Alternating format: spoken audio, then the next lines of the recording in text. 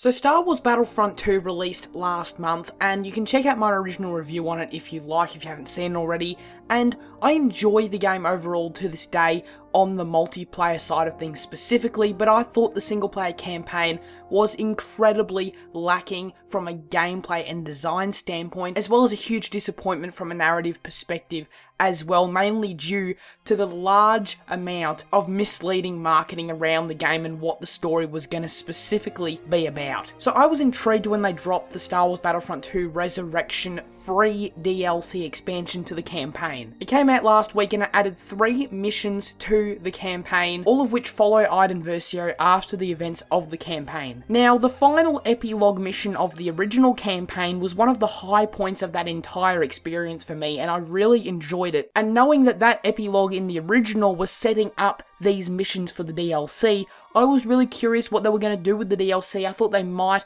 take an interesting direction with it. And while I think this DLC isn't as bad or as lackluster as the original campaign, I do think it's still disappointing. And yes, that may be because I had perhaps unrealistic expectations of what I wanted it to be, which I probably did. But I walked away from these 3 missions after beating them. It only took around an hour or so, feeling the same way about them that I did the campaign, and that is disappointed and also quite frustrated as well at certain points. So I have to say the cutscenes and acting, etc., all the writing is just as good as it was in the original campaign. Those were the key, absolutely best aspects of the original title, and it stays the same here. The narrative is also improved in my opinion. And yes, that probably is because I didn't have the expectation that Iden was going to stay with the Imperials all the way through. I knew at this point she was going to be part of the Rebels and the Resistance, but that doesn't change the fact that I still feel the story was incredibly rushed. Like I mentioned, I beat it in an hour, and while I don't expect a lot from these free DLC missions, it really did at points feel like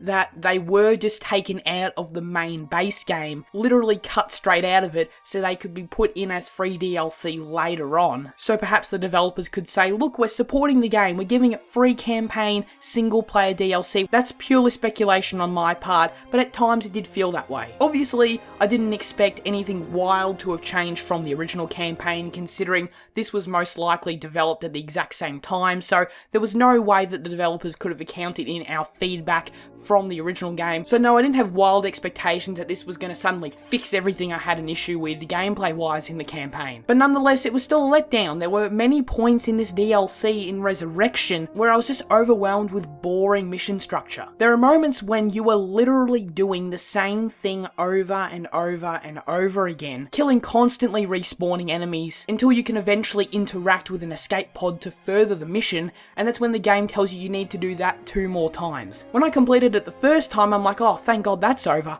And then they made me do it again, and then they made me do it again. Don't get me wrong, it's easy to say, oh, well, that's just a first-person shooter thing. That's what you do in first-person shooters. You just kill things and you shoot people, and that's how it works. Some people may believe that me complaining that a shooter is incredibly repetitive because you're constantly shooting is a bit dumb. But it's not the actual gameplay shooting mechanics themselves that I've got a problem with. They're relatively solid. It's the mission objective structure and level design that I have a fundamental issue with. There's a specific moment where the game just keeps throwing waves upon waves upon waves of enemies at you, while an NPC character is there tampering with the computer system or something, and you have to defend them for ages. I mean, there's so many other shooters out there that do this kind of thing so much better. It's really lazy stuff, to be honest. It's a pain in the ass having to stand there and just shoot guys constantly for approximately, I would say, 5 to 10 minutes, I think it was, while that AI character is still standing there and I still have to defend them. The narrative also doesn't really ever go anywhere interesting, and as I mentioned, it is rushed. It's not particularly bad. I do prefer it to the main game, where they just shoehorned in a bunch of heroes. That's not happening in the DLC, which I do like. You do play as Iden the entire time, so I was down for that. But we do get introduced to a new character being Iden's daughter,